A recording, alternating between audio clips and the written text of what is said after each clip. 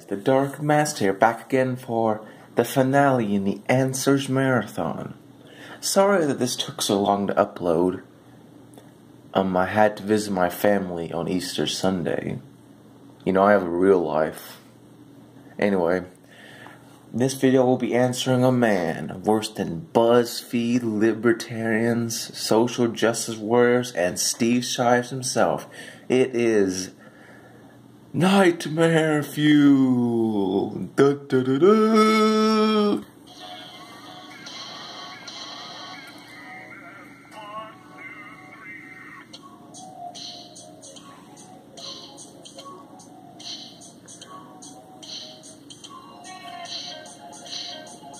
Okay, I'm probably going to regret entertaining even a nanosecond of this, but there's a guy who's really obsessed with me, makes videos about me all the time, is constantly commenting on my page, and today I'm by bullet and I'll move on to one of his videos. The video in question is titled, Questions for Interventionists. Well, I'm an interventionist, and I have some answers. First of all, I'd like to rebut a few things he said. He says I'm obsessed with him. I've made, how many, 3 videos about him? That doesn't really seem obsessed. You see, Nightmare Fuel has made over 7 videos about Kyle Kulinski. Of course, you know, he's not obsessed with Kyle Kulinski. He just wants to characterize me as an obsessive hater for some reason. Very intellectually dishonest, but you know what can you expect from an armored skeptic clone? Just keep in mind that this video is so painfully obviously about me, and me specifically. No other interventionists were in mind, and I'm even referenced at the end of the video. Once again, a false claim. I made my video with all interventionists in mind. I mention you at the end because you're an example of a bad interventionist. I'm so sorry. You were mentioned. I'm so sorry. If that triggered you, I'm so sorry, my friend. So here we go. Hey guys, it's the Dark Master here. Once again here to ask a few questions for some group of individuals. These are my questions for interventionists.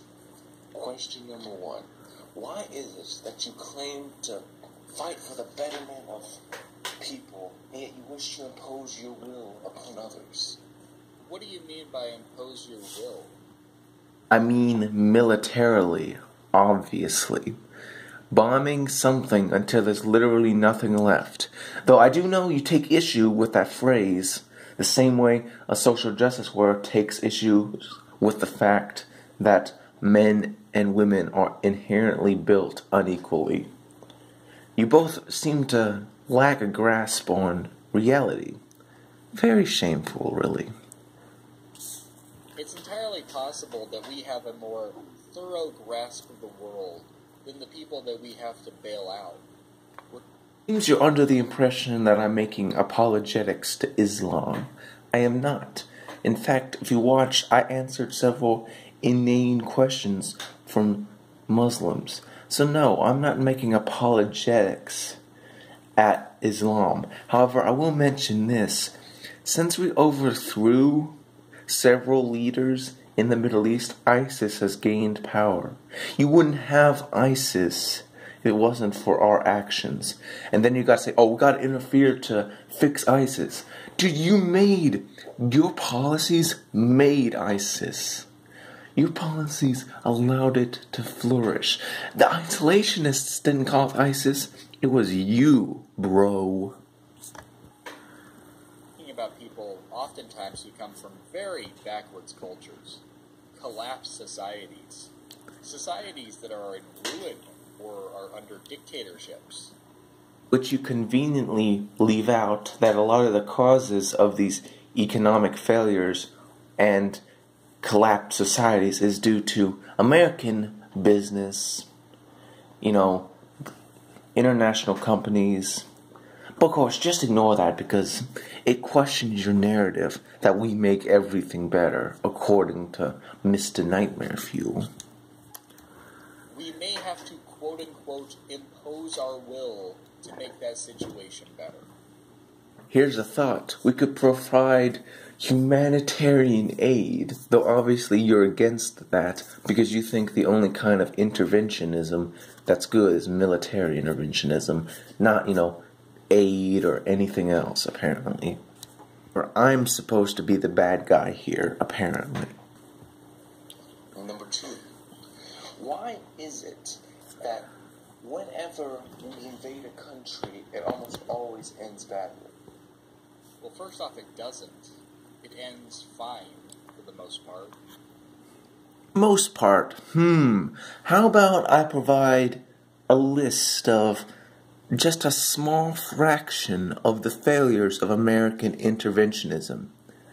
The invasion of Canada, 1812. The Taiwan expedition, 1867.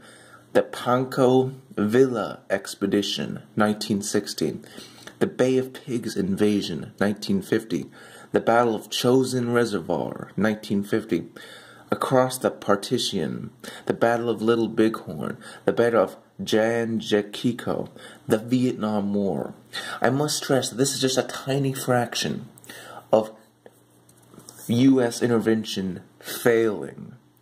Of course, he doesn't address any of these, and I've provided your thorough citations as you've asked for in this video. You shall see a link to each of these incidents in the description down below. There's a lot of risk and a lot of unpredictable variables when you are involving yourself in foreign intervention. You're dealing with an entirely different country, armed conflict, political disputes.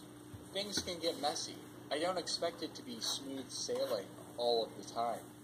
Does that mean that the majority of foreign intervention has been a failure? No.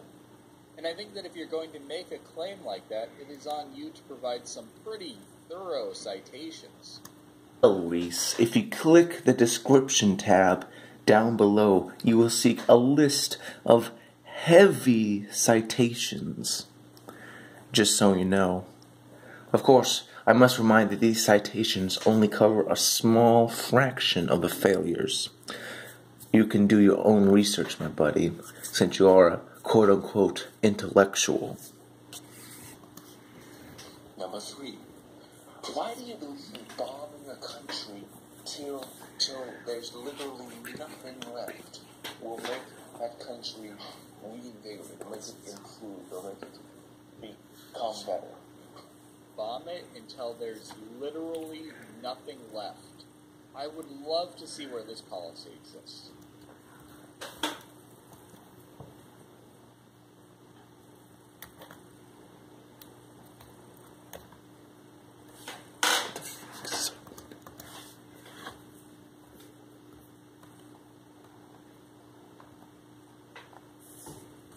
Gotta be fucking kidding. One of, if not the most autistic argument I've ever made. Now look, I have autism, so I don't like making fun of this kind of stuff, but Reese, when I said bomb it until there's literally nothing left, I was using hyperbole. Hyperbole. Exaggeration to make a point. Do I need to lay out what the description of hyperbole is? Or can you figure it out, boy? Come on, what kind of argument is that? I'd love to see where that policy exists. Yeah, go to Alabama, you freaking twat. Here's what I believe. I believe bombing terrorist cells makes a country better. What? Bomb these terrorist cells. Over 50% of the drones miss their intended target. And even if they do hit their target, they kill millions of innocents as well. I have a question for you, Nightmare Fuel. I have a question for you. In any other circumstance with a 50% failure rate, you would find that unacceptable. If you shot a gun and 50% of the time it killed you, would you use that gun, Reese? Would you now? I doubt it severely. But of course, for some reason, 50% failure rate is completely acceptable as long as it's interventionism. As long as, we don't have to see what actually happens. As long as we don't have to look at the face of the murdered or the killed. As long as we don't have to, acknowledge the fact that ISIS recruits people because of our actions. No, we can just ignore it. We can just ignore it. You're not solving the problem, Reese. You're causing the problem. And that's what your interventionists do, bro. It's better. A country with more terrorists or less terrorists? Obviously, a country with less terrorists is better, Reese. Everyone knows that. No one denies that. However, guess what? Your policies make more terrorists. That's the point, bro. You freaking douche. Let's take a minute to really think that one over. And do I think that a country has a better chance of rebuilding when all of the terrorists are dead? Yes, as a matter of fact, I do. I'll tell you what. When our country was rebuilding from the Great Depression, the Ku Klux Klan was still around. It's not as if the presence of terrorist groups automatically precludes improvement. You freaking twat. And I know he's gonna say that I have white guilt for bringing up the Ku Klux Klan, as if bringing up another terrorist organization is irrelevant in this case. But come on, they're the terrorist group equivalent of ISIS in America. Just Christian and white. That's the main difference. Call me crazy. Number 4. Why do you believe that interventionism and isolationism are mutually exclusive? Because I believe you can intervene to stop a threat that's an actual threat to us, but I don't believe that we should interfere when there's literally nothing to harm us. Alright, that's fair. They're not mutually exclusive.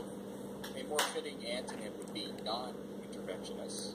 But there's varying degrees of this. For instance, part of the Justice Democrats platform, and I've gone over this in other videos, He's obsessed about talking trash about Kyle Kalinske. He's made 7 videos about this. I think even more. I'm not sure.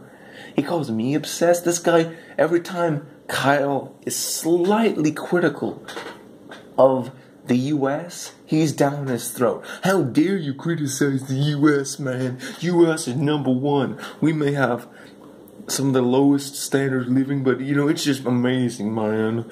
Amazing, man. Amazing, man. America. 4th of July is the best holiday ever.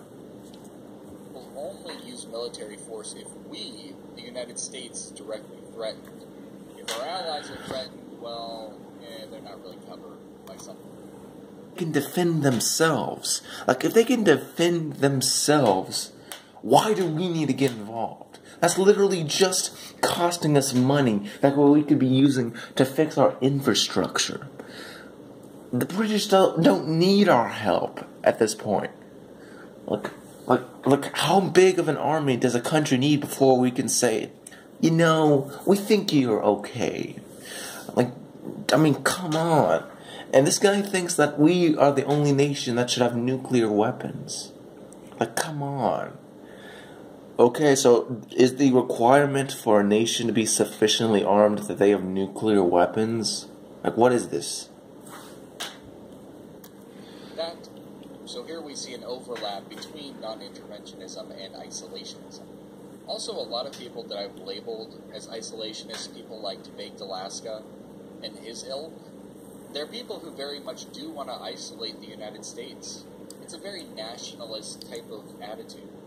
And guess what? I don't like Baked Alaska. I don't like Andy Worski. I don't like their ilk. Do you think I'm ooh, I'm buddies with a Baked Alaska? I don't care about that irrelevant person. I don't even know who that is, but you mention him as if I'm in leagues. This conspiracy of isolationists that want to conquer the world in the name of America. What? What is this? Garbage. Also, I'd like to mention that this guy, Reese, he's claimed he's a proud American, but when he makes fun of people for being nationalistic, apparently he's unaware that he himself is nationalistic in a way. Bro. Halfway through this video. Believe that they are citizens of the world. Also, a lot of isolationists, both on the left and right, want to pull out of a lot of political deals. They don't want to work with other economies around the world. Nothing like that. Work with other countries, certain countries, because it destroys our own economy. Look, before we allowed China to import its trash, disgusting tilapia, Mississippi, I don't live there anymore. I don't live there in Mississippi, but I may or may not have grown up there. I don't really like to talk about it. But Mississippi used to export pretty much all catfish. We were the #1 catfish exporter in both the U.S., Mexico, and Canada.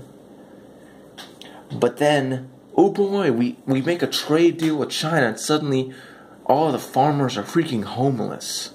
Like, how dare you say that there's no reason to be wary of unfair trade deals? This is why Trump won the election, bro. He won the election not because he was racist, or that he was dumb, or that he appealed to the lowest common denominator. It's because he actually cared about the American people. And now look, I don't like Trump. I voted for Jill Stein, but come on. Like, you people, Reese voted for Hillary Clinton.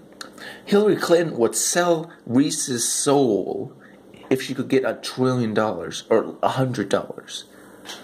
Like, I don't get it. He's literally voting for someone who doesn't have the same self-interest as he does. And that's something that binds them together. And I'll hear this line all the time from non-interventionists. Oh, I'm not non-interventionist all the time. If a country was directly attacking me, I would be an interventionist. I guess, no, that's not intervention at that point. That's called self-defense. That's called you're in a war. Once again, not mutually exclusive terms, Reese. You had no choice, because you're being attacked. I would hope that you're in favor of fighting back. Otherwise, I don't even know what to do with you. I think that you would be a significantly broken person. There's varying degrees of that, too.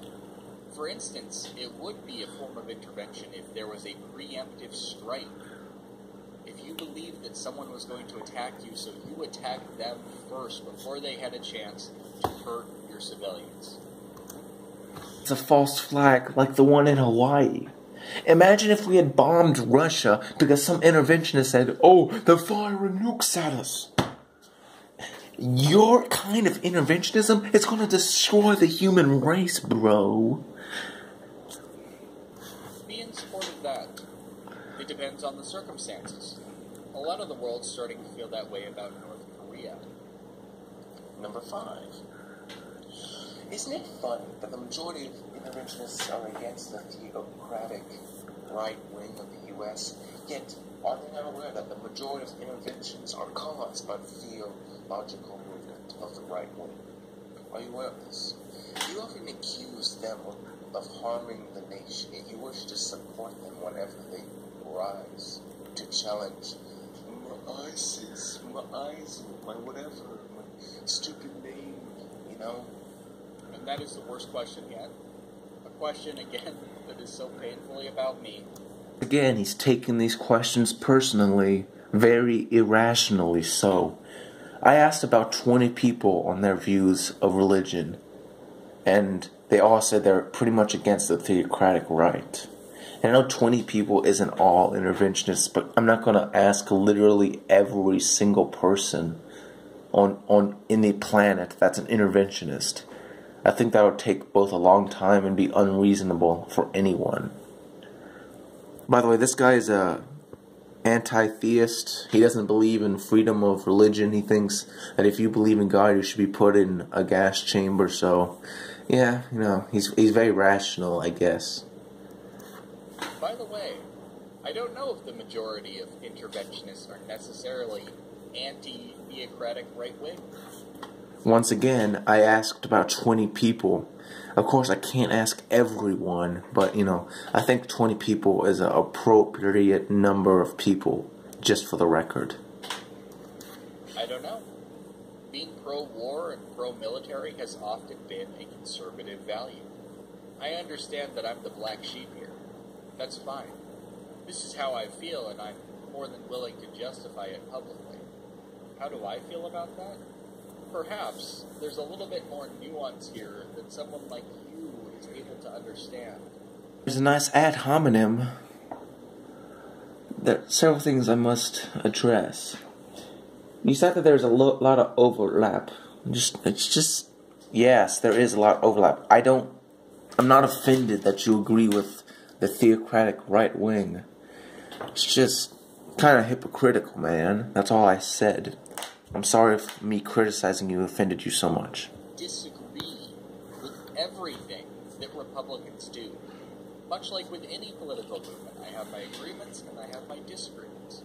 And let's not pretend like military ventures haven't been launched by Democrats either. It's not like we became less militaristic under President Obama. Enough, a lot of Democrats don't even consider Obama a Democrat. That's kind of how extremely insane left-wing people are at this point. I'm going to disagree with conflicts that they insist on involving us in, or disagree with how they choose to conduct themselves during those conflicts. That doesn't mean I can't find a silver lining. Republicans cause a lot of domestic damage. I'm well aware of this. If a leader does something I don't like, I will criticize him. If they do... By damage, he means religion, because, believing in God is such a horrible thing, because how dare people have freedom of religion? Loser. I do like, I will stand in support with them, because that's who I am, and I think that reflects what I value. As in, I don't assess what I'm for and against based on other people. I make those decisions for myself. And so do I. From time to time, I'm going to end up agreeing with someone who I normally disagree with. This is fine. That's just part of learning how to be an adult. And, so those are my questions for the, anti-isolationist people, as well as interventionists in general. Of course, in this time video, I haven't resorted to ad homs because I'm a professional, unlike a certain nightmare fuel. And I haven't resorted to ad homs either, friend. You have. You said that I didn't have nuance, which, by the way, I do. I'm nuanced enough to notice that you're full of BS, just for the record. I think the jokes kind of write themselves. Anyway, these are my questions for you, and I challenge you to answer these questions, because I'd be very interested in hearing your opinion on this, as well as why you believe interventionism is justified when every time we've ever interfered with another country, it's only gotten worse, with like two notable exceptions, but those notable exceptions haven't happened in a really long time. Oh my god.